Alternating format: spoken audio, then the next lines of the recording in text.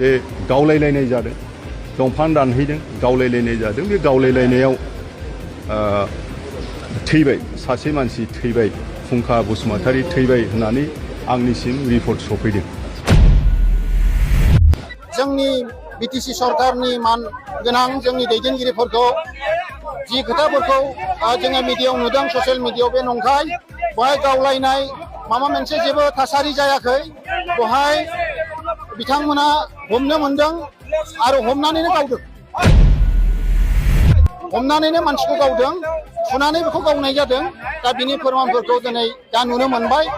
बिनि डेड बडिखौ दा लाबोबाय दा बेखायनो जोङो खावलायदों बे ओनसोलनि जानानै जोंनि मानगोनां बिटिसिनि दैदेनगिरिफ्रा जाहाथे बिनि बेबस्थाखौ लायो आरो बिथांनि न'खराव फैनानै जाहाथे मोजाङै खबर लायो। जेबो फोथायाबा नायनो हाग्रा जायगाखौ नाथांसो थांनानै एकदम डाइरेक्ट गावखाना नायना गावखानायखा खर' गावदों मानसिखौ गावनाय नङा बियो एकदम गावलायनाय नङा बियो डिपार्टमेन्टआ फुंखा बसुमतारी गावदों बे एखेबारे खोब अननाय जादों दिन दाखामोनफ्राव मुगैथावथाव आरो बे जघन्य खामानि बेखौ मुगैनांगौ। दा आं मिथिनाय बादिब्ला फुंखा बसुमतारीया हाग्रायाव थांदों बे दंफां लायदों जानो हागौ बियो बेखौ बयबो सिखार खालामदों जायगा मानसिया खिन्थु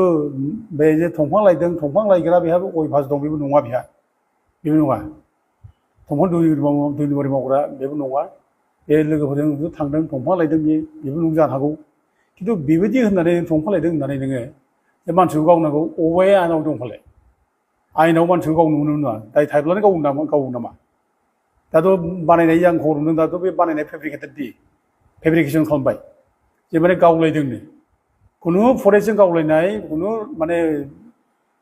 दुइ नम्बरनि मानसिफ्रा गावलायनाय बा दंफां लाइफांफ्रा गावलायनाय बिदि जों खुनु खोनाफेराखै जाफेराखै बिदि घटना जायोब्ला गावखौ बासायनो थाखाय डिफेन्ड खालामनो थाखाय बे बाथ्राखौ बुंबाय थायो बानायो दा बानायबाय बे माने गावलायदों होननानै एक्सुवेलि जायनाखि रिपर्ट मोनदों गावलायाखै आरो जायफ्रा साब्रै मानसि खारनांगौ जों लोगोआव दङ बिसोरबो डिटेल्स बुंबाय बिसोरबो जों खबर मोनदों दा बिसोरबो बुंबाय बिदि खुनु गावलायनाय खोथा गैया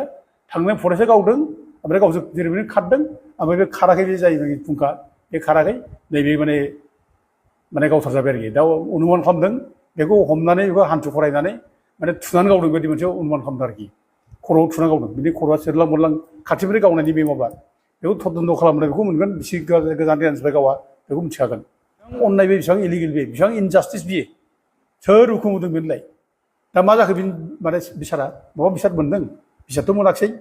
दा दंफां सिखाव दंफां खावग्रा होननानै नैबेखौ माने दाय होनानै फोजोबबाय दा दिनै फेमिलिया मा अबस्थायाव दं सोरबा खबर लादों बर'नि बे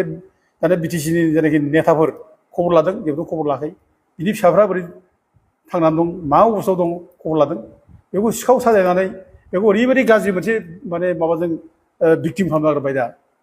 बिसोर दायानो जेबो गैया आइ वाइनि न' टि अ वाइनि न' लुनो थांदों दंफां थुख्रा लादों बेनो गावथार जाबाय आइनाव बिदि दं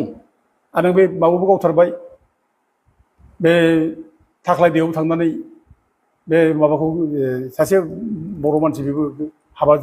बेबो बारा गोबाव जायाखै फिसा दं लेखा फरायफुनाय गथ' दङ बेखौबो गावथारबाय थांनानै गावथारदों बेखौ हमनानै दोनदों गोबावनो फरेस्ट डिपार्टमेन्ट अफिसाव आरो बेखौ लानानै थांनानै गावथारदों बेसेबां अननाय बियो आयेनाव बेबायदि दं नामा गावथारनो हानायनि आयेनाव मा दं फालाय माबा दाय जादोंब्ला माबा मोनसे भुल जादोंब्ला हमनानै साजा हो जा बेयाव बुंनांगौ बाथ्रा गैया साजा हो दाय मावदोंब्ला रावबो जेबो बुङा दसे मानसिखौ हमनानै साजा होनायाव आयेन गथ'खौ साजा होजोबो बुंदों खिन्थु नों मानो गावखो नोंनो सोर अथ'राइज खालामखो सोर गावखो सोर थोनदों फालाय बिदिलाय आयेनाव बिदि नङा आरो थोनग्रा सोर बिलाय दा बेखौ साजा होनांगौ जाय थोनदों गावनाव जाय इनभल्भ दं बेखौ पानिशमेन्ट होनांगौ आरो बेखौ साख्रिनिफ्राय डिसमिस खालामनांगौ